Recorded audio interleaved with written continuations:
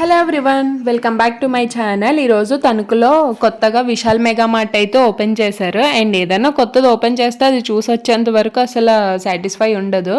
ఇంకా అందుకనే వచ్చేసాం. ఫస్ట్ రాగానే girls section and kurtis, sling bags అవన్నీ చాలా బాగున్నాయి. అండ్ కాస్ట్ అయితే పర్వాలేదు.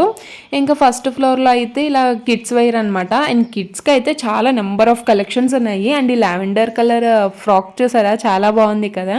అండ్ చిన్నగా ఎంత క్యూట్ ఉన్నాయి. మంత్స్ బేబీకి అనుకుంటా, చాలా బాగున్నాయి పిల్లల బట్టలు అయితే.